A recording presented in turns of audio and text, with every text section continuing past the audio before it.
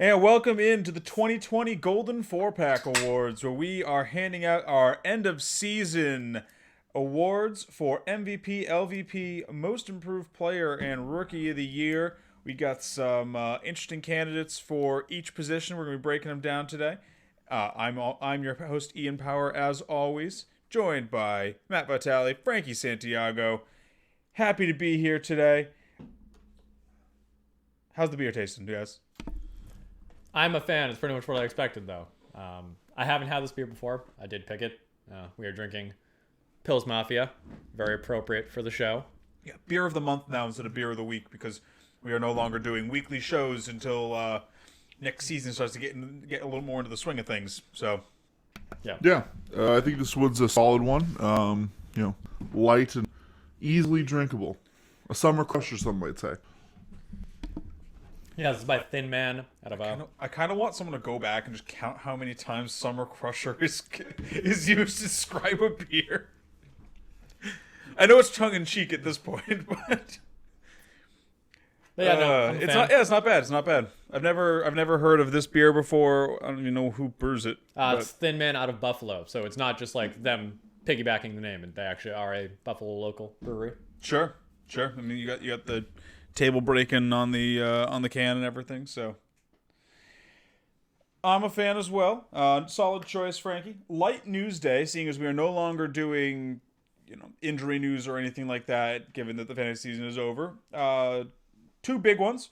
One, the Deshaun Watson trade rumors. Man, did this thing go tits up fast. Like, JJ Watt had those comments after the season ended, and you were like, maybe everything's not right in Houston, even though they got rid of Billy Boy. And then they hired Nick Caserio. Honestly, probably a pretty good hire. He's been a long-time pseudo-GM for the Patriots. Deshaun Watson wasn't happy about that. No. It is generally a good, practice to consult your quarterback before hiring somebody. Yeah, you just gotta look at the situation. It's like, at this point, I think they have to cut bait and run. They have to take one of these trades that's going to set them up better for the future, because by the time they can really build a supporting cast around Deshaun, he's going to be, on the backside of his prime and looking at the, maybe lost development. Like, I really feel for Deshaun, because this is a kid that, if he had a supporting cast similar to Pat Mahomes. Well, he did have a supporting cast. He had DeAndre Hopkins, who they also, if I'm correct, shipped out of town without consulting him. Yes. Yeah, and he even had a quote on that where he said his anger level when he found out that DeAndre Hopkins was sent out of town was a 2, and this time it's a 10. Yeah, that would be like if somebody... He's 5 times as angry about the hiring of Nick Caserio as he was about losing the best wide receiver in the league to Arizona in exchange for David Johnson and a sack of hamburgers. That would basically be like if somebody took this TV and without our permission sold it, and then we were like, "Where's our TV?" Yeah, it's even worse than that, because Houston tried to do what other teams have done in trying to, sap some of that Patriots juice away, which we have seen time and time again does not work. Patricia. It's different with someone like Caserio, where he's going to a front office position. I mean, you say that, but Deshaun's already not happy with Jack Easterby, who was the Patriots' former chaplain. Not a guy who's doing football decisions, a guy who was praying, was the spiritual leader for the Patriots, leading them in prayer, which, it's a culture thing. It can help build a locker room, but sure. I don't want him being the head of my front office making football decisions. So he's clearly upset with that. Bill O'Brien was another guy from the Patriots system, and now they just brought in Caserio. It's like, how many times we find out that it's kind of just Bill? It's just, that's what Bill does. Yeah. He's earned the right to build the team how he wants. Maybe go with another style. Just go another direction. So for me, Deshaun, hopefully you can get shipped out to a team that respects you and has a team to put around you. I don't want to use the racial term, but I've seen floated around that part of the reason that he wasn't happy with the signing was he thinks that it was racially motivated, that they went with a white guy over some of the other candidates. But yeah, because that's just then a sad day for Caserio too, who honestly rightly deserves to be the GM of an NFL team. He's done a good job for the Patriots identifying talent over the years, being an assistant GM to Bill. Yeah. But I wouldn't be surprised, especially given how many picks they don't have and how destitute that roster is. I really wouldn't, because obviously they're not saying they're going to trade him. No one's going to ever be like, we are trading this player. Yeah. He's probably getting moved this offseason with how unhappy he is and the state of the roster that the Texans are in. Will Fuller's probably going elsewhere. J.J. Watt wants out. Like, the team is falling apart around them, and they just don't have the pieces to rebuild it quickly. So far, what I've seen is that there are sort of 3 teams in the running for Deshaun Watson's services, and it's Dolphins, Patriots, and 49ers. Surprisingly, I've actually heard the Eagles are starting to jump into this conversation, and I'm surprised about it because I figured with how well Hurts played at the end of the season, they would just go on with him and not add another expensive quarterback to the roster. I mean, unless somehow the Texans are just going to eat that Wentz contract, but I've heard a lot of Wentz to the Colts, but no, I'm hoping that he goes somewhere. Obviously, I'd love to have him at the Patriots. Dolphins, I think, would be a great spot for him, but I hate to say that for Tua, who just started getting his feet under him. The team didn't believe him, but Yeah. I just like I said, I hope he goes somewhere where you got some. Here's the quote I was talking about, where it was Steelers VP of football, and this is from Adam Schefter who reported this, but it was Steelers VP of football Omar Khan and possibly ESPN Monday Night Football analyst Louis Riddick were both in line to become the next GM until they weren't. So, yeah, I think regardless of what happens there, I think that this offseason is going to be crazy. Oh yeah, you got he's probably going somewhere. Honestly, I think the Dolphins would be a good fit because they already have a good squad, and Tua still could bust. If they can trade Tua for an already locked and loaded top 5 quarterback in the NFL, that's a great move for them. Obviously, he'd be a great fit up here in New England. He would help us get right back on the horse with our defense coming back healthy next season. And then the 49ers are another team where they have all the pieces except a quarterback because while Jimmy Garoppolo looks good enough, he's hurt a lot. He has trouble staying on the field. So I think all 3 of those would be good landing spots for him. I'll be interested to see what happens with him this offseason. And then, speaking of the Eagles, Doug Peterson was surprisingly fired in Philadelphia. Turns out, it sounds like from comments he's made that he kind of wanted out. I guess I can't really blame him. That team's a dumpster fire, but yeah, and it shouldn't be. There's a lot of talent on this team. Their defense was getting better as the season went on, and they've got playmakers all over that field. It's just they get injured like it's like that's what they're getting paid to, not to play football. Like it makes no sense. And I hope this means good things for Miles Sanders, but I mean, it all depends on the head coach they bring in. If they bring in a run-heavy coach, maybe we could see some elite seasons at him. But if they could bring in another guy who's just going to do another committee, it absolutely does not mean good things for Miles Sanders. That's my standpoint on this. Is even if they bring in a what if they bring in a Norv Turner, a run-heavy coach, he still could not. He could still decide that he doesn't want to use Miles Sanders as his only option back there. Miles Sanders was already when he was healthy this season, he was already averaging 79% of the backfield touches. That's about as high as you can expect it to go. Most coaches aren't going to give their running back 80% of the touches. So I think regardless of of what happens here, there's going to be a downtick for Miles Sanders, and it could be a major one if there's someone who doesn't believe that he's a locked and loaded guy. Yeah, I think it's certainly one to watch. I think the best hope for him is that a coach comes in, keeps him in the same ballpark, but the production of the offense is there, so he get more quality carries. Sure. Yeah. With this one, it would surprise me. I didn't think he was on hot seat, but I mean, if he wanted out, he could have. Yeah. If you have a head coach who doesn't want to be there, that's easy. You just he could have just been beefing behind the scenes with the Eagles management and just be like, just let him go. He knows that he's got a good record. He's won a Super Bowl. Like someone else is going to give him a job. He's already tied to the Jets. Yeah, I think the one thing I'm worried about is that if they're picking the quarterback in Wentz over the coach, because if this means Wentz is coming back, I am out on Philly. Yeah, I mean, and that could be part of the issue is maybe that was the final straw, but because we don't know, maybe that was the final straw behind the scenes was ownership was like, yeah, we're not getting rid of Wentz. Yeah. All right, but that'll do it for news items for us. Obviously, we'll keep track of what's going on in football over the next month, and if any more major breaking stories happen, we will discuss those then for what'll probably be our Super Bowl episode. Honestly, with how the timing of this one's coming up. You guys ready to dive into the 4-pack awards? Let's do it. Not at all. All right. Frankie, why don't you take us away with the third placeman in the Rookie of the Year award? Third placement. So Rookie of the Year, obviously, we're only factoring in rookies for this award. Specifically, offensive rookies, because defensive rookies don't matter in fantasy football. Yeah. So, the San Diego Chargers started the season with this guy named Tyrod Taylor at quarterback. And I was like, okay, he could be fine. No. You were much more of an ardent Tyrod supporter. Could be fine. He is a 500 quarterback type of guy. You were banging that drum. And then he got his lung punctured by one of the team doctors.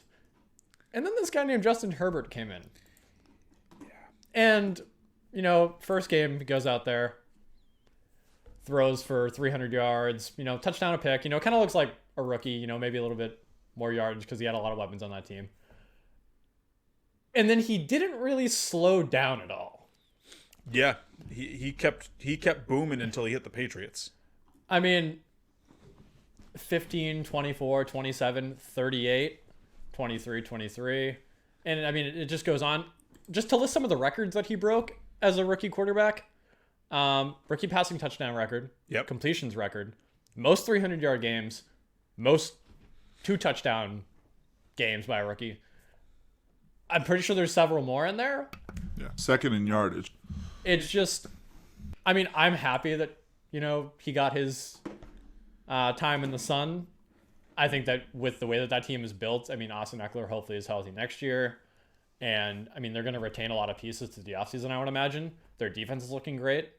I think that this is basically, if I have to compare it to another team, I mean, the 49ers, when they got Jimmy, granted this wasn't through a trade, but he's pretty much set up for success for a little while at least, but I mean maybe for his tenure there. Yeah, I mean with the poor record that they finished the season with, they're going to be getting another impact piece on this That's team. A huge piece of it too. Yeah. Yeah, I think the only thing that we can all agree on with this player from like the start of the season was that we were all very much off the Justin Herbert train. And now we're all very much on the this is probably the rookie that I missed the most on in football.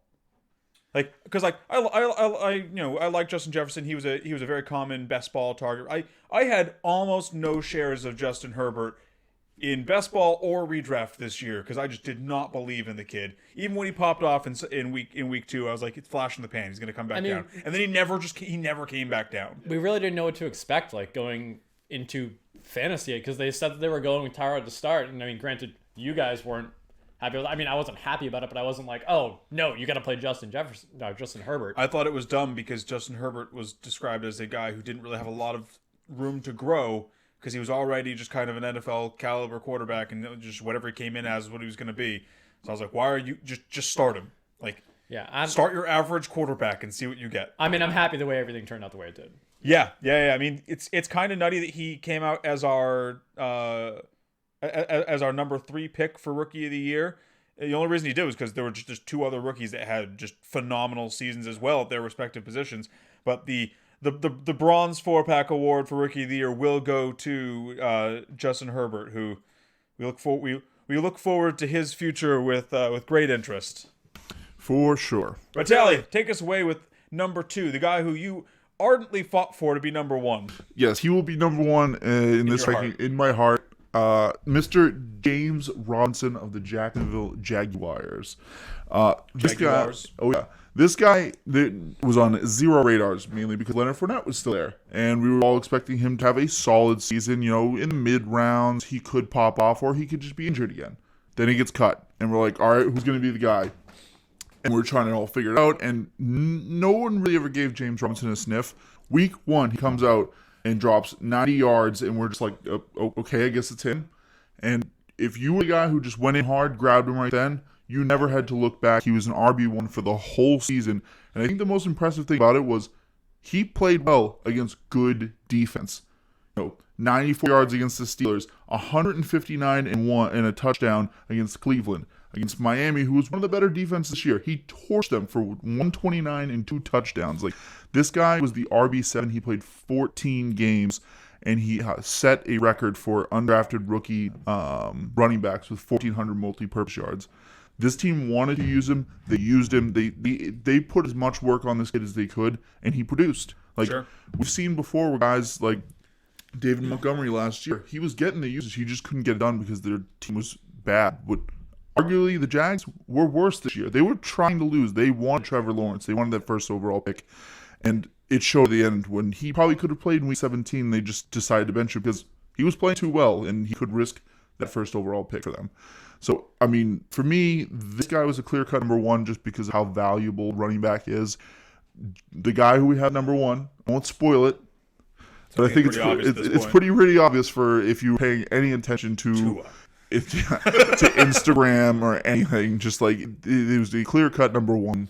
This guy was a fun guy to watch, but James Robinson to me was so valuable in a position where you were losing running backs left and right this season. He could have filled a hole and won you a season, or at least got you to the playoffs to give you a legit chance. I'm interested to see where he goes next year. This is one of those things where because he was a UDFA in actual football as well as fantasy, that we could see him be replaced in the offseason, and it would shock absolutely no one. I personally think he obviously did enough to deserve to get to keep keeping this job, at least, show up next year and try and repeat what he did.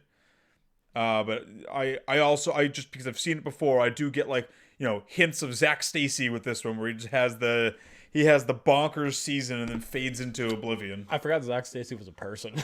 Yeah, this could be the next Zach Stacy or Peyton Hillis, where it's just he has that one great season, and you're like, wow, I can't believe we never heard of this guy, and then you never hear about him again.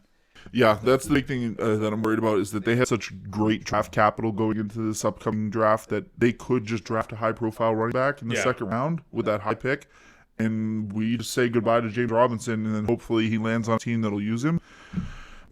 I'm hoping he's not Justin Forsett. I'm hoping he's just that guy that everyone missed on. I hope this is Antonio Brown, where everyone missed on him, and he's just a dynamic player going forward. All right. So he gets the silver 4-pack, and then the recipient of the gold 4-pack for Rookie of the Year 2020, Mr. Justin Jefferson. We're not even going to do a drum roll? I don't have a drum. No, get out of here. My God, did this guy have a bonkers rookie season. He's the first rookie to make an all-pro team since Randy Moss at the wide receiver position. That was in 1998. It's been 22 years since that's happened. And this guy just, I can't imagine, drafting this guy and then dropping him in week 3 or something like that. That would just be... Yeah, it's crazy. That would be salt in the wound. Yeah, it's insane. Imagine if, somebody at the table recommended that... That would just be salt in the wound. This guy, joins Randy Moss in NFL history as one of the best rookie seasons of all time. 1,400 yards. He did more than acclaimed wide receiver on his own team, Adam Thielen. The big thing we were all saying coming into the season was that he was going to be a nice second fiddle to Adam Thielen. He was going to be able to take advantage of all those vacated targets that went to Stephon Diggs. He surpassed Adam Thielen. 88 catches, 125 targets, 1,400 yards, 7 touchdowns. This guy was just straight up elite. The only reason he didn't post even better numbers when he did was because he didn't really play for 2 games. This is absolutely insane what he was able to pull off. You basically got him for free at an ADP of 120. He was a bright spot in a poop stain of a season. Yeah, him being able to flourish on a team that, if you were watching week 1 and they came into the third quarter with 3 passing attempts, and you're just like, oof, you feel like that whole passing offense is just going to be a dud. But, this kid, when he finally got his chance, he showed out, and he was an arguably fun player to watch. Like, he is somebody that if you're just coming up, like if you're looking for someone new to watch in this league, just for highlights, it's him. Like, it looked like it was the Steelers wide receivers, and it's him, like, by a long shot. And it is scary to see a guy who just comes out and posts elite numbers right off the bat when it's, I think the hit rate on just having a good season as a rookie wide receiver is like 10%. Yeah, I mean, we were all talking about, and obviously he had a great season this year. We were all talking about people like DK Metcalf and Terry McLaurin being like these great second-year receivers, and they just had like good receiver seasons for rookies. This guy just had flat out a great wide receiver season. Like, you can just take the rookie out of his name. He had an elite wide receiver season. I mean, he was 73 yards shy of breaking the single season wide receiver record for rookies. I think the most interesting thing about this kid is going to be seeing where he goes next year. Like, do people buy in that he can be elite again, or does he get drafted more like AJ I do. Brown? I mean, we know that Thielen's in the twilight of his career. This guy could be next season's Calvin Ridley. This is going to be basically the Julio Jones taking over Roddy White. Yeah, like Adam Thielen's not getting any younger, and I could be wrong. I personally don't believe that a guy with Jefferson's pedigree and a guy with Jefferson's just ability to play the game with what he showed this season, that he can regress to a point where he's going to make people mad next season. Like, unless he gets hurt. Yeah, his route running was so clean. I think this is going to be double dutch next season. The third round is going to come up, and people are going to start dancing around that rope. Like, do I go in? Do I go in? Do I go in? Yeah, like, and it's going to be like AJ Brown, but the only people who had more receiving yards than him were Stephon Diggs, Travis Kelce, and DeAndre Hopkins. That's it. Like, it's awesome. I can't wait to see what he does next season. I do feel like he's gonna be taken a little too early for my blood. Well, yeah, and this goes back to one of my points why I put him so high is because he did this on a team with Adam Thielen, and not only that, but also Dalvin Cook getting as much work as he did. Like, yeah, he was able to do all of this without being the guy that they leaned on, but the guy that was also, honestly, probably not even the focal point of that offense. He became their wide receiver one. In his rookie year, he supplanted Adam Thielen, who was a very good wide receiver in his own right. He became the wide receiver one on the Vikings team in 1 year. So, congratulations, Justin Jefferson. You get our gold 4-pack for Rookie of the Year. We look forward to watching the rest of your career as well. Let's move over to the Most Improved category, where, Frankie, you are leading us off again. Well, I would say that, going into the year, looking back at 2019, the 25th ranked running back, David Montgomery. Modest season, almost 900 yards, had 6 touchdowns. The Bears kind of just are a defensive team, and they play pretty slow. Flash forward to 2020. I believe he was the RB7 or 6. Yeah, he was definitely in that lower RB1 conversation. Yeah, I mean, he was definitely somebody that I was looking at taking. But he was being taken around Mark Ingram. Yeah, he was in 66. So I believe that's 66, middle of the 5th round. Yeah, middle of the 5th round. Yeah, he was sliding back. He was a upper 4th when we started our drafts in the early season, when mostly just the more in-depth, sharp players are drafting. But when the more casual fans were getting in there, he started sliding back to the 5th, like the late 5th. Like, we were seeing Mark Sorry, actually, that's the middle Ingram of the 6th. I can do math. Yeah.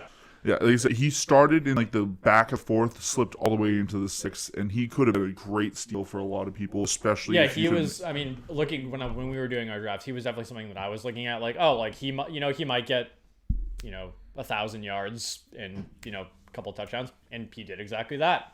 I think that at the end of the year, 1,070, 8 touchdowns. He was probably the one of 2 things you want to own in that Chicago offense. The other one being Allen Robinson, because, there's the volume that he was going to get. Yeah. But, to see him jump up from, a running back 3 to a top 10 running back is, the consistency at the end of the season, basically from week 8 on. Yeah, I think was last season was what 25. Yeah, so it was a pretty hefty jump for him. Yeah, he didn't have those boom games really, but at the end of the year, from week 8 on, I mean, he was consistent. And in a year where, I mean, we talked about James Robinson, in a year where you couldn't really, you didn't really know what to get from running back because there were so many injuries. In a terrible offense, he did his job. And I think that, I mean, the jump he made from 25 to 6 or 5, whatever your scoring was huge. Sure. And to your point about him not, maybe he didn't have the most boom games. That's why we're not talking about him in the MVP conversation. He had a okay rookie season, and he kind of got slept on in drafts as a result because the Bears weren't a good team, and people didn't really know what to expect from him. And he managed to make a major jump forward and show that he can perform on a, similar to James Robinson, he can perform on a bad team. Like, you think about it, like, this is why I was railing on for this guy to be picked so much in the offseason as one of my breakouts, is just a cheap guy that you can get for a team if you're trying to go wide receiver heavy. Like, if this guy was your flex running back, if you went a little heavier in running back and he was your just sitting there flex spot, you would get just like 10, 12 a game. He might not have been stealing you weeks, but he was not losing you weeks, which some flex positions, you're getting duds. You're getting he was giving you a really safe floor there. You were getting a safe floor from a position that was Dave Montgomery for a lot of the season was, if you need 10 points, he'll get you 10 points. And if you need 20 points, he'll get you 10 points. I will step in here with number 2, giving the silver 4-pack award for most improved player to one DK Metcalf. This was a heavily debated one amongst us, as to who should get it. Ultimately, we decided on DK Metcalf, mostly because of his story in the NFL so far, where obviously he had a great combine. He has that like iconic combine picture of him standing there looking like the Incredible Hulk. He kind of slipped in drafts because people didn't trust his basic ability to be a wide receiver. He was supposed to be a project guy, and in his first year, he had a pretty good rookie season for wide receivers, 58 catches, 900 yards, 7 touchdowns, nothing too flashy, nothing like Justin Jefferson, but a good year for rookies. And we were all watching this year. What's DK going to do? How high can he jump? Is he going to be able to become the number 1 in this team, or is he going to be second fiddle to Tyler Lockett? He was going in, 5th to 6th round in most drafts, which is kind of indicative of what we thought. It's in the same range as Terry McLaurin. A lot of people thought that Terry was going to have a better season than him. Also, I do just want to say, I did say he was going to overtake Lockett this season. Well, guess what? He had an amazing second season. He is showing everyone that it was a mistake to let him slip in drafts. I mean, 129 targets, 83 receptions, 1,303 yards, and 10 touchdowns. This guy was balling out. The only reason that he started slowing down was because Russell Wilson started slowing down. If that offense kept throwing at the rate they were throwing and succeeding at that rate, he would have finished as the wide receiver 1 on the season. He was on a prodigious pace, and he did have a slowdown in the second half, but he still finished well. I mean, even looking at his second half totals, he still got 6+ targets in almost every game. He had a couple games where he had literally 2 games where he got less than 6 targets, or 3 games, sorry, where he got less than 6 targets. Aside from that, this guy was just going off at every opportunity. I fought for him to be most improved because I felt that his journey to where he is right now made him deserving of that spot. Ultimately, he fell to our silver 4-pack award, which is fine because the guy that is in first is also very deserving. But yeah, I'm very happy with what DK Metcalf did. He's moved into the truly elite territory for fantasy wide receivers, and if you got him in the 5th round, you are over the moon. And he's a guy I'm not worried about for the future, even though, Pete Carroll comes out and talks about how he wants to run the ball more efficiently and more. Well, that just means Tyler Lockett becomes near undraftable next season. I was about to bring Tyler Lockett goes back to being that gadget player where you start in good matchups. That's about it. Yeah, he's going to be a great play for the Seahawks. But DK Metcalf will probably retain most of his value, and if they can run the ball, that's more offensive plays that they get to produce, and that's just more that he can catch the ball and just take it to the house. I mean, Russ isn't cooking anymore. He's ordering DoorDash. for me, he's literally the Dennis Rodman of football. Like, he's got that personality. He's one of the most exciting players to watch in general. It's him and AJ Brown. Every time they can touch the football, it can go to the house. He's so fast. I still remember we were at the bar one night, the Arizona game. Yeah. He chased down I forget who picked it up. He's a freak athlete. He's going to have a long, exciting career in the league. All right, Vitali, why don't you take us away with the player who is getting the Golden 4-pack for Most Improved? Sure. I am glad to give away our second golden pack here to a man with 4,500 passing yards, 400 passing yards. He got 400 yards. It's Gardner Minshew. I pulled the rug out from under Vitali, is he part of the Pills Mafia? He is, to give away the secret. He also recorded 37 touchdowns through the air, only 10 interceptions, and 8 on the ground for you. Counting at home, that's over 40 touchdowns that this man put up. And he was the QB1 in some formats, QB, I believe, 2 in our format. This guy also probably brought you home a ship if you were rocking him through the playoffs. 37 week 1 of the playoffs, 32 the second week, and 20 in the championship. Like, Josh Allen, congrats. You proved everyone wrong. We were talking about you as the discount Kyler Murray, the discount Lamar Jackson. If you pass on all quarterbacks, you can take this guy and maybe he does something for you. We're always talking about his lack of deep ball accuracy.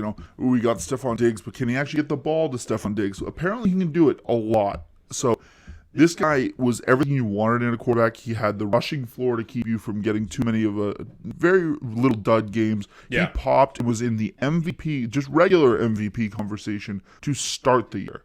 Like, it was like Pat Mahomes, Russell Wilson, Josh Allen, and people were like, I guess we have to take him seriously. He cooled off, and then we were looking at his, the schedule going down the pipe after his bye. I'm like, we all thought he was going to fall off the cliff. This is looking off, especially after the Chargers where he did put up a dud of 16 points. But once again, that's not that. It's bad, but sure. It's not going to kill you.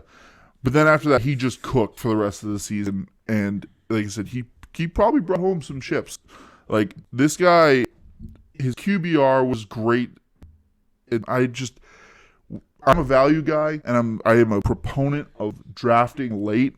I missed this guy by 2 picks, and I was like, I'll just get somebody else.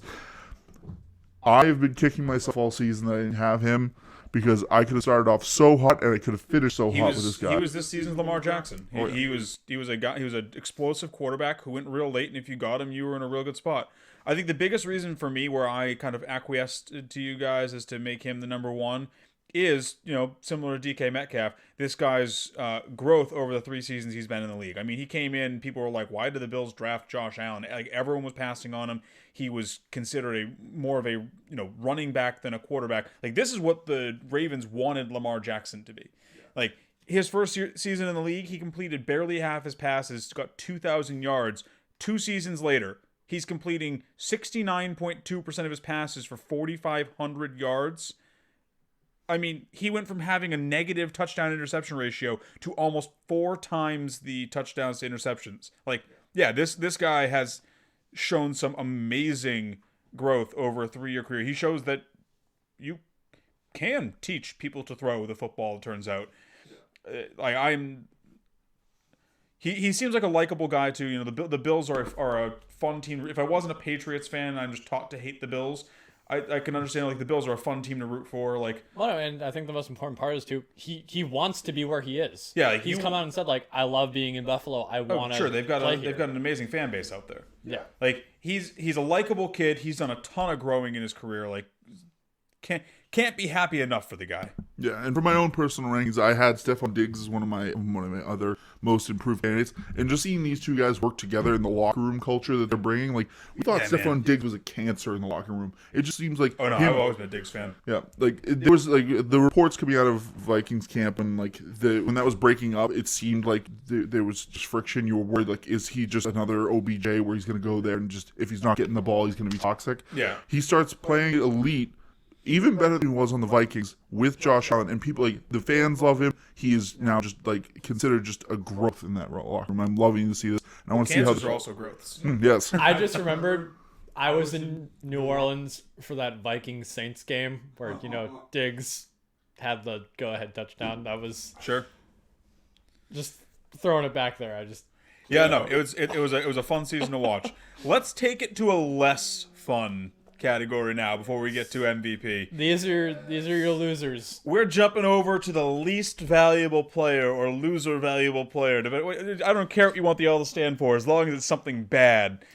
Yeah, I feel like I've had so many negative takes. I feel this is just going to feel like just getting back into a nice, warm, comfy bed for me, just talking down players. So I'm going to lead us off here with a guy that I felt should have, or maybe not should have, because I think the next guy up also had all three of these guys, honestly, had strong cases for being the least valuable player this season. But I'm taking it away with the bronze 4-pack for least valuable player going to Mr. Christian McCaffrey, a guy that I was down on all year, all preseason, since the days of yesteryear, March coming in. I was like, you can't trust this guy. He's had way too much work over a 2-season period to go off this year. He's gonna have problems, be it injury or just slow down, because no one can keep doing that except for Derrick Henry, apparently. And man, was I unfortunately right. This guy was the consensus number 1 pick by literally everyone. By fantasy analysts and fantasy players this season, and he did so bad. And the worst part about it wasn't just that he did bad, but it was that you had to use the number 1 pick on him. You had to wait until pick 24 in most leagues to take a second guy. All of the other good running backs at that point were more or less off the table. At pick 24, you were looking at like Todd Gurley or Chris Carson as your next in line if you're taking a second running back behind Christian McCaffrey. And the third round was a brutal round too. There was a lot of busts in the third round this year. Like you potentially took Christian McCaffrey. You potentially took 3 busts in a row if you were drafting out of the number 1 slot this year. But the real kick in the nuts from Christian McCaffrey was the hope that he kept giving you. He kept being, he came back. He looked great. It's like, he's hurt again. Well, he'll come back, and the reports were saying that he was going to. It was like, every time it was like, he'll be back in a few weeks. Don't you worry. He's coming. He's going to save your fantasy team. The reports were so positive that he was a common trade target in every trade for article you saw, every trade for video you listened to. People were saying, trade for Christian McCaffrey. When he comes back, he's going to do Christian McCaffrey things, and you can get him on the cheap right now. He had the unique ability of kicking 2 teams in the nuts this season. The guy who drafted him and the guy you traded him to. Because he never came back. I will say I did just do the math out. The one saving grace and why he is not a number 1 is because when he was playing, he was averaging you 24 fantasy points a game. Yeah, when he was on the field, he was at least doing well, but it was so few and far between. And he because he kept being rumored to come back, you couldn't just drop him. He wasn't Saquon, where you could just cut him and use your IR slot for another one of these legions of injured players. You had to keep him in that IR slot because he might be coming back soon. I feel bad because I love Christian McCaffrey. I have his jersey. But unfortunately, Christian, you take our bronze spot on the least valuable player list. You can hang that bronze 4-pack on your mantle, sir. Vitaly, why don't you take us away with the second bag of poop on this list? Yes, a guy that I foresaw being a bust at his draft potential, or just potentially just Where was he drafted? The second round, the 17th pick. That is a pricey pay for a quarterback named Lamar Jackson. The fantasy darling last year who was just destroying the league. He had a okay first season. There was questions of his throwing accuracy, but we knew he could run. His second season, he just busted the league wide open and was dropping 40 burgers like he was made of them. Sure, it looked like he was doing a Josh Allen. Oh, yeah. They call it, we're going to swap that instead of saying Lamar Jackson was doing a Josh Allen. But no, and then this year, as I was worried, I think teams now had some solid tape on him. They could figure out his weaknesses. And once again, this is a quarterback you took in the second round, right? Some analysts were saying take him before Pat Mahomes because he has the rushing upside. because as they were saying, you can get a QB that can play like a mid-tier QB, and you're getting an RB1 all in one package. Frankie, I'm curious. Can you look up Pat Mahomes' ADP right now? I want to know how close these guys were in drafts. I can. Continue while Frankie's looking this up. Yeah, so not only did he torture your team with just several games, you start off with a good game, 27, and everyone's like, oh, he's right back to cooking. And then after that, 17, 14. He saves you a bit with a 26, 14. It's just like, after overall, he's never giving you that elite Lamar Jackson game that you were hunting for until the end of the season, when your team is probably... You might have already given up or traded him away. You've traded him away for a bag of chips, or you've just dropped him. Like, if you were that salty about it, or you're in a shorter league, like... So Pat Mahomes actually had a higher ADP by 1. That's what. So 16 versus 17. So there was, because that's just average draft position. There was a lot of leagues where Lamar Jackson did go over Pat Mahomes. Right, and what you were rewarded with, he got another 1,000-yard rushing season. That's nice. 7 rushing touchdowns. No Josh Allen with 8, but he only got through the air 2,700 yards, which is not even pedestrian. Average quarterbacks can break 3,000. 26 through the air and 9 turnovers, which is he's getting close to that, even 2-1, which is again pedestrian.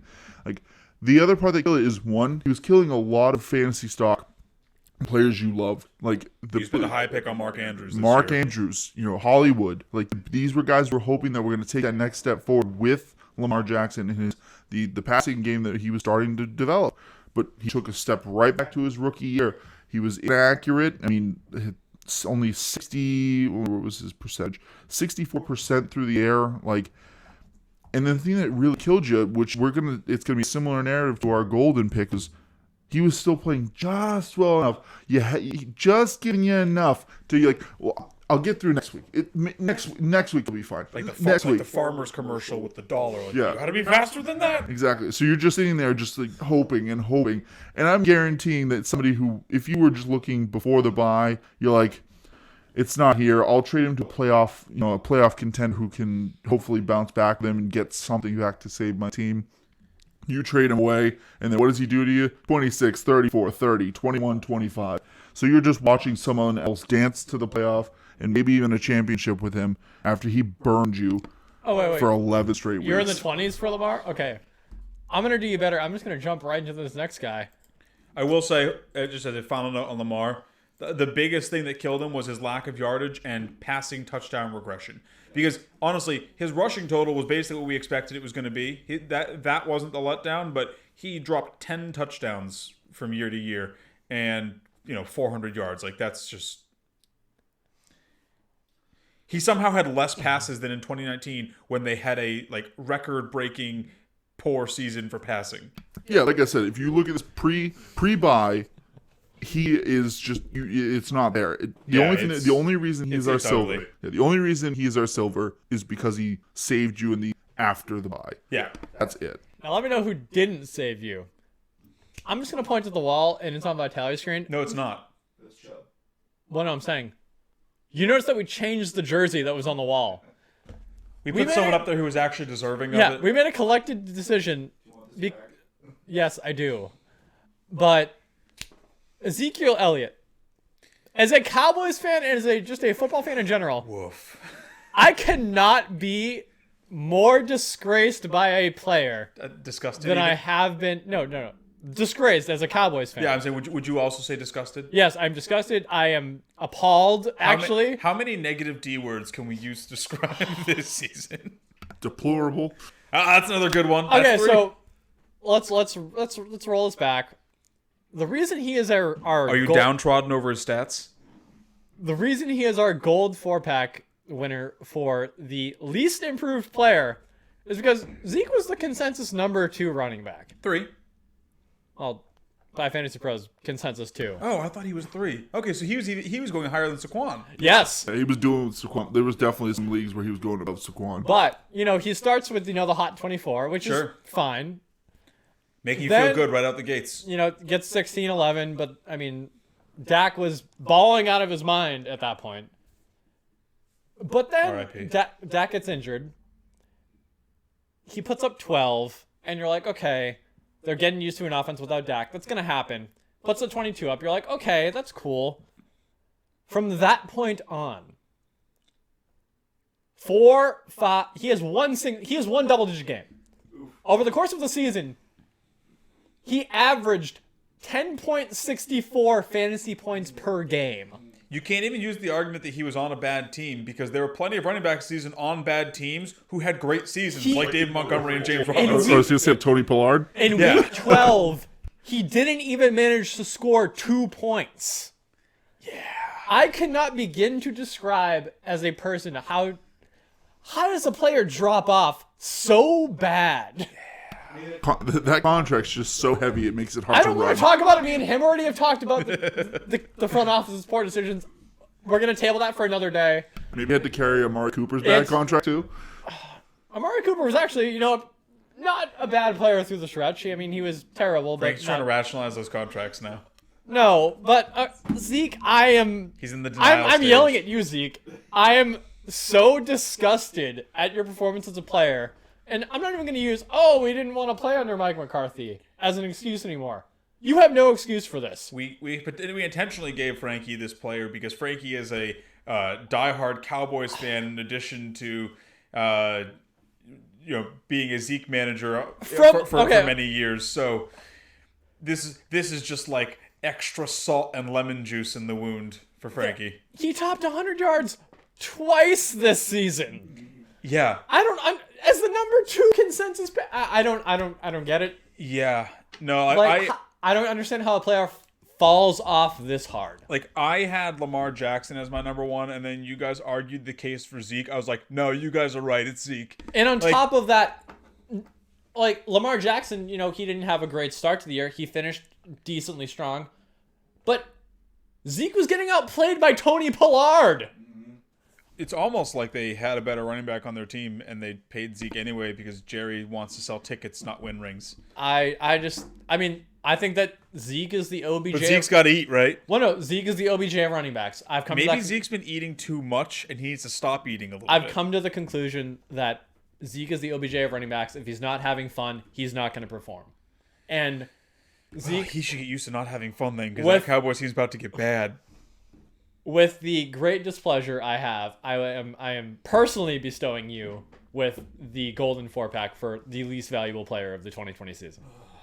I could wax poetically about how bad the Cowboys were post Dak Prescott, and the fact that they're going to continue to be bad. You know what's sad? We still could have made the playoffs if Washington had just lost. Yeah, sure. Maybe if you played Tony Pollard more. All right. Well, we're going to move off the sad times topic and move on to the MVP conversation here.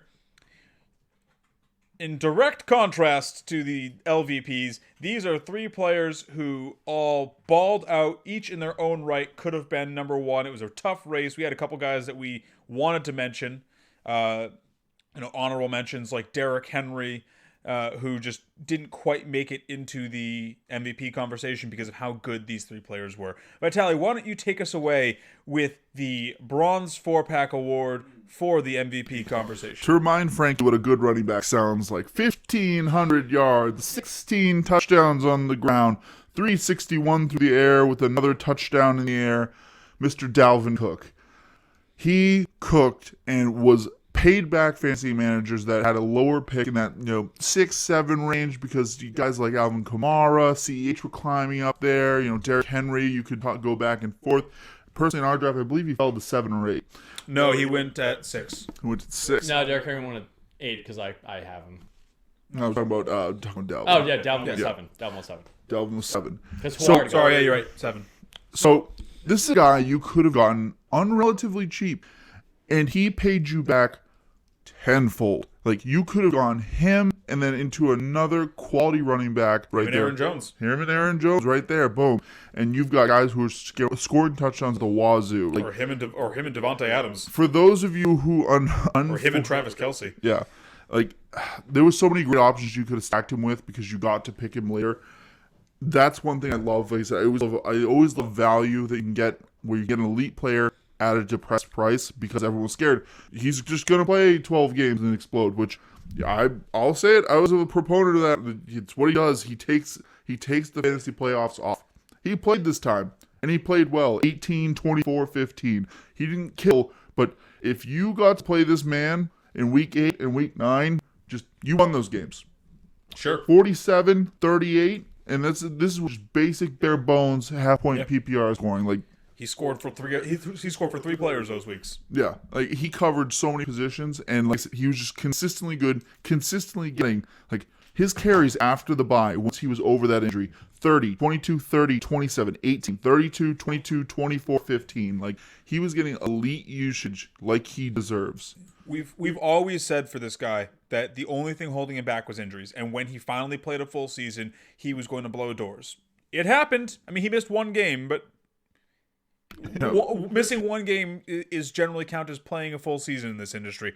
Finally happened, and Jesus, was he good.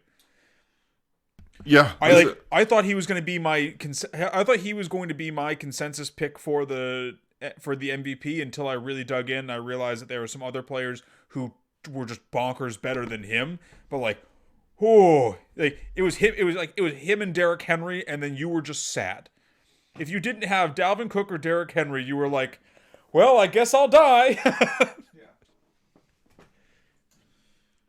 No, like I said, just nutty season, and it's great to see him finally put together a full resume of a season and try and finally start shaking off that injury-prone tag. Sure. Yeah, let's see if you can build on it next season. I will say I will concur on that because I was also a proponent of Dalvin's going to play like 13 games and then be done. Sure. Frankie, why don't you jump to yours next? So with the silver 4-pack, with a person who I've been a fan of for a while now. Perpetually in our home league, even though he's such a douche. The manager, which I will say, I agree he is a douche. He's someone who I love in fantasy. But you gotta respect like his personality. But you gotta respect a guy. Not that I've actually met him. You gotta respect a guy who can not only talk the talk but also walk the walk. And Travis Kelce, Tyrod Taylor. No, I mean. Looking at the records he broke this year, he's 5 shy of his own record as a Chief for being single season reception record, and also 2 receptions shy of being the tight end with 500 plus reception in multiple seasons. But I mean, Travis. I mean, I've always been a guy who has gravitated towards that high tight end pick because they basically, if you get a guy like Travis Kelce, who has stepped into that Gronk role when Gronk was in his prime, ADP 19, middle of the 2nd round, people are typically taking their second running back or a middle of the pack wide receiver. I mean, he would have finished as a wide receiver 4 this year. ADP at 19, so again, right in the middle of the 2nd round. What he's done has been incredible. I mean, again, 1,400 yards, 11 touchdowns. I thought that he would, thrive in that Patrick Mahomes offense as he has for the past couple of years, topping 1,000 yards in all of them. But I mean, this is insane. Yeah, I think you're getting to start a wide receiver 1 in your tight end slot. Not just a wide receiver 1, an elite wide receiver, a top 5 wide receiver in your tight end slot. That's just such a huge advantage in fantasy. And I mean, we talked about this a little bit before the show. The only person even close was Waller, and that's not. And he's not. And he was even like 30. close. He was 30 points behind him. Yeah, because he was like 2 games behind him, basically, in terms of scoring. It's insane what Travis Kelce has managed to do on a team where, I mean, we like to say, oh, Pat Mahomes just elevates players, and he does. If you're like a Mecole Hardman, who is taken the 7th, 8th round this year, unfortunately. I mean, you're very unhappy if you pick Mecole Hardman. You're very happy if you pick Travis Kelce. Yeah, like you mentioned it with the starting a elite wide receiver in your flex or in your tight end slot. It's such a huge advantage. He's so, and this is why I fought for him to be the number 2 for our MVP pick. Alongside you, was that I believe that, especially with what he did this season, he was so good in terms of fantasy points over replacement or wins over replacement, where it's like no one else you have 11 other managers in your league. No one else had a chance at matching his scoring. So that if you look at fantasy football as a game of matchups where you just have to score more points at each position across the board, that was always a check mark for you. Well, it's like, yeah, you were going into every week with a free check mark. You already had won one of your categories. You just had to win the other ones. Well, yeah, it's like He was a mismatch every week. It's a cheat code. Well, yeah, I was gonna bring that up until you just brought it up, but Yeah, I'm the only one who's still like, even with this season, I think this is the pie in the sky for him. So I think if you bought in this season, you got him at probably the best price you're going to get him for probably the rest of his career, because I feel like he might go as a first round pick next season. Right. I think he's going to have an increased value. I'm going to once again be off that train because he is also 32 next season. Right. He's 32. He's going to be a Jimmy Graham if you want to throw back a while. Well, hopefully, like Jimmy Graham, he doesn't get traded to another team and can stay with Pat Mahomes until he's done. Yeah. Because I think he'll continue to produce at least solid fantasy production as he ages out. So for me, like I said, I'm off the train. But yeah, if you bought in, you got what you paid for. And then I will take it away with the MVP of the fantasy football season, Mr. Devonta Adams. I was gonna do a drum roll. I'm never going to wait for a drum roll. This is the most important award. Frankie, I'm never going to wait for a drum roll. Just plug it in post. Yeah, just plug it in with GarageBand. This guy was, I mean, he's not always been good, because he came into the league with, I believe the rating was D- hands, and he's worked his way up to A+ hands. But we're not talking about most improved player. We're talking about MVP here for him. And did he ever give you a reason to be the most valuable player for your fantasy football season? I mean, this is a guy who, running backs were the hot new thing this year. Everyone was taking lots of running backs, lots of them early. You might have had a first round of just running backs. This guy was going in ADP 8, but I saw him fall into the second round in a lot of leagues. And he scored so many damn fantasy points. Like, oh my God, did he have an elite season. He almost averaged 100 yards a game. He was 1.9 yards shy of averaging 100 yards a game this season. In addition to that, he also led the league in wide receiver touchdowns with 18. And it's no surprise, because Aaron Rodgers threw 48. That offense was firing on all cylinders. And Devonta Adams was a direct beneficiary of that. I mean, this guy went off literally at a position where, on average, elite wide receivers go off. Sorry, frog in my throat. Where elite wide receivers go off roughly 50 to 60% of the time. He had like an 85% boom rate this season. Like, he scored so many. I mean, he was leaps and bounds better than everyone else. He posted almost as many yards as the other yardage standouts like Justin Jefferson and Stephon Diggs and Travis Kelce and DeAndre Hopkins. And he also just blew them out of the water with touchdowns. This guy literally might have won you your season, because looking back at what he did, I mean, he had, at least in our league, he dropped a 40 burger in week 16. He was over 20 in week 14. He was over 30 in week 13. He had almost 340 burgers this season. Like, that just doesn't happen. Yeah. This was a, and don't get me wrong, he is an elite player. I think he is in contention for the best wide receiver in the league. But this was a lightning in a bottle season. If you got him this season, you probably won your league, because he was like, a bad week for him this year was like, he only, and then half point PPR, keep in mind, bad week was like, he only got me 15 points this week. Yeah. Like, that was him having, like, taking a week off. He was slowing down a little bit. It's like, he didn't get me 4 touchdowns this week. This guy was so freaking good. Yeah, I'm so glad to see him put up these kinds of numbers, because for some reason the fantasy community, like, there's just people don't. There's no attention drawn to this guy. Like, he's not the one you see posted on Instagram. You see his highlights everywhere. He's not Julio Jones for some reason. Like, all these other rookies and young guys are just vaulting over him for, like, popularity. But he's perennially like the 4th wide receiver off board. Well, right. Well, it's like, I mean, we were talking about this before the show. I didn't know that Aaron Rodgers had 48 touchdowns. Like, this was like a joint revenge tour. The Packers always quietly do these kind of things.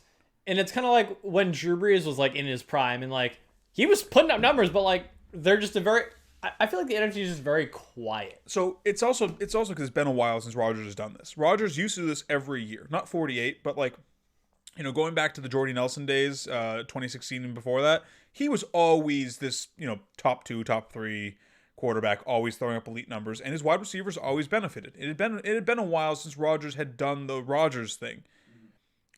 If this is going to be the new look Packers moving forward, I don't expect Adams to do exactly this again, but Adams is going to have to be like the new Michael Thomas or the new Julio Jones, where you have to think about taking him, with a top 5 pick potentially. You can no longer just disregard him and take him after guys outside of those top 3 guys, especially because Julio is donezo. But he was so good. I'm happy because I'm happy to say he was our fantasy MVP. And especially because it was a stiff field. Like, he beat out some other very tough candidates. Yeah, 100%. Well, unless you guys have anything else to say about Adams, that'll do it for our awards segment. Where are we at on beers? I'm like halfway through 3. Oh, I'm halfway through 2. I've got 1. Okay, Frankie, we will mute our mics. The floor is yours. Rant away. I'm going to be very short and sweet. And this is very specific to our home league, for those of you watching. As a person who was in the fantasy championship this year, if you guys could just do your chugs, that would be great. Because the fact that Garrett was able to make it to the championship game, beat your brother, and then beat me, I am very upset, not only for my team for not showing up, because granted, I probably wouldn't have won anyways, because my team just decided to take the week off. But doing your chugs isn't hard. You just get a 24-ounce beer. It's going to be a shitty beer. But you know what? It's fucking beer. I'm sorry if I'm swearing on YouTube. For those of you who are unaware, our home league has a game of the week situation where the loser has to chug a 24-ounce terrible beer. And we had some delinquent drinkers this season. And the delinquent drinkers, if you did not do your chug, you were automatically put to the bottom of these standings. Someone who was not a playoff team, being the 7th seed, ended up winning the league. And because you cannot drink, beer, I did not win the fantasy championship. Again, I will say disclaimer, probably wouldn't have won anyways because my team decided to take the week off. But the opportunity presented itself because, as appropriate to the drink choice was, Stephon Diggs had his way with my team. And I have just been itching to get this off my chest for the past 2 weeks. And we've been putting the show together. And I am not a happy person about it. Especially because you'll never be there again. Listen, I'm going to be there next year. It's going to be great. Aaron Jones, top 5 running back. Actually, no. We didn't look at our stamps of approval this year. Yet. True. I will. I'll throw that up there as the last thing that we talk about here at the end of the episode. For those of you who've been watching us with us all season long, we did a stamps of approval episode before the season. Our certified, guaranteed, 100% not gonna bust players. Of the 3 of us, I went 2 for 2. Frankie and Vitali both went 1 for 2. But Frankie picked Julio Jones and Aaron Jones. You can guess which of those was the successful stamp. Shout out to my boy Aaron Jones. Free him, please. Vitali, you picked Adam Thielen and CEH. Obviously, Adam Thielen rewarded fantasy managers. CEH did not. And I picked Robert Woods and Nicholas Chubinski, who, while he did have a stint in the middle of the season where he was hurt, he was elite before he got hurt, and he was elite after he was hurt. And if you made it through that 5-week stretch of no Nick Chubb, you were richly rewarded with a Nick Chubb running angry to get you into the playoffs and running angry to win you a championship. Also, unfantasy related, but I will say shout out to the Browns for beating what people were saying was going to be the reincarnation of the 72 Dolphins, beating the Steelers without their head coach. Man, I'm so happy for Baker.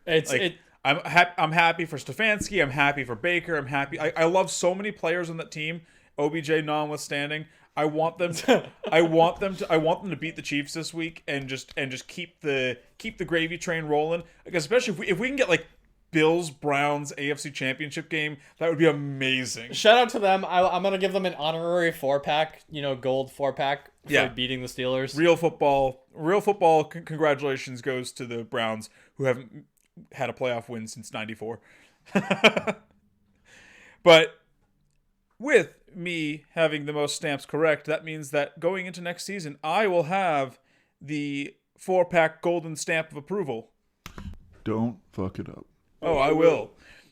And speaking Can you pick again? Speaking of contests that that's supposed to be decided, as of leaving week 16, Vitaly and I were tied for our starts and money picks competition. So keep an eye on the 4-pack Twitter, as this week we're going to be doing a head-to-head DraftKings match where we're each drafting a team with the salary we have available to us. Neither of us can have the same players, so there's going to be no repeats. We're going to post the rosters on there, and the person who wins the head-to-head matchup is going to win that season-long competition. That's a very long way of saying you forgot to do something week 17. So, keep an eye on that, and for our next episode, we're probably going to be doing something Super Bowl related. We may even do a Super Bowl live stream. So tune in, keep an eye on the 4-pack Twitter account, as we'll be announcing any pending Super Bowl live streams on there. Hopefully you guys all enjoyed this episode and got a lot of useful information out of us this season. Hopefully it got some of you some championships, and keep on celebrating. If you did, send us some pictures of the trophy if your league has one, and let us know for any content that you want to hear about next season. We're going to start planning that out over the course of the winter, and coming up on free agency, we'll start getting what our topics are going to be going into next season. So if you guys have any suggestions for us, feel free to send them over. We'll definitely take those into consideration. Oh, yeah. Adios.